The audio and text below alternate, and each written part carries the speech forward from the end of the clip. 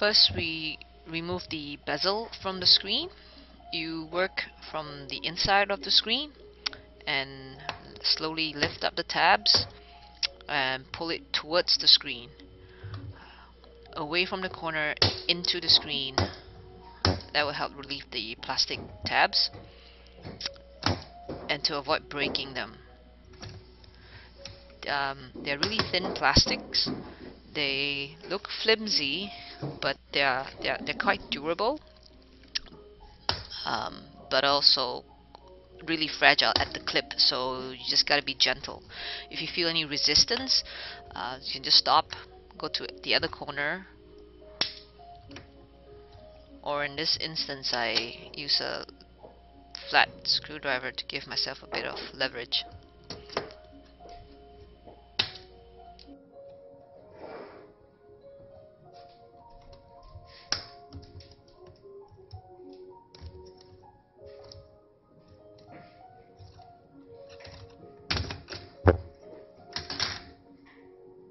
So that's 1,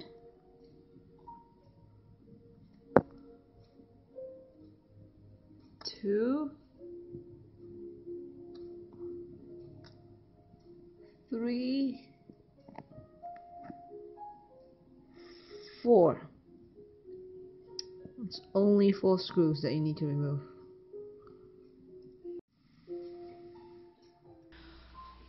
Once you have all 4 screws removed, the screen just comes off, like that.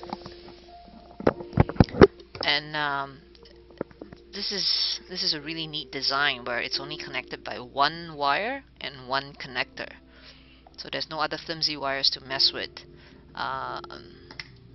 It is secure in place with a sticky tape, and I kept the tape on.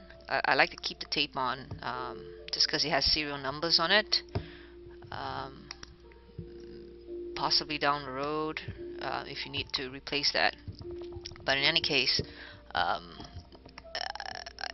it helps to secure the connector, in my opinion. I mean, you can just cut it off if you want to, but in this case I just chose to pry it off gently.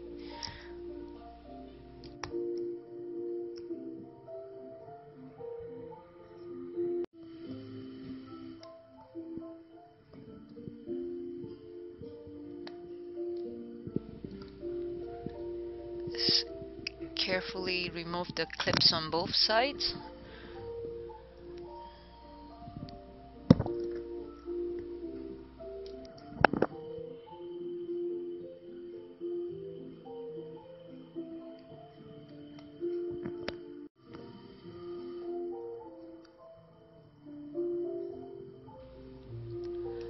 And plug it into the new screen.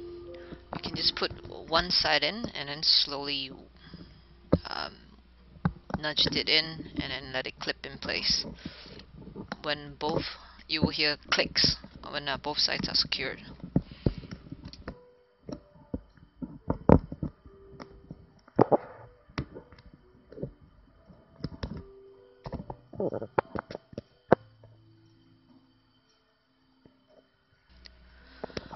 So you just flip the screen back to its position, match up the screw holes, and put the 4 screws back in. So that's 1,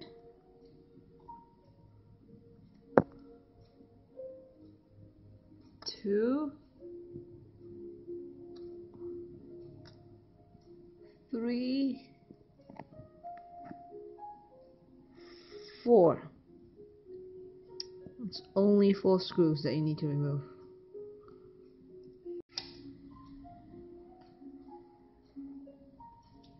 Well, I guess we need to remove this first.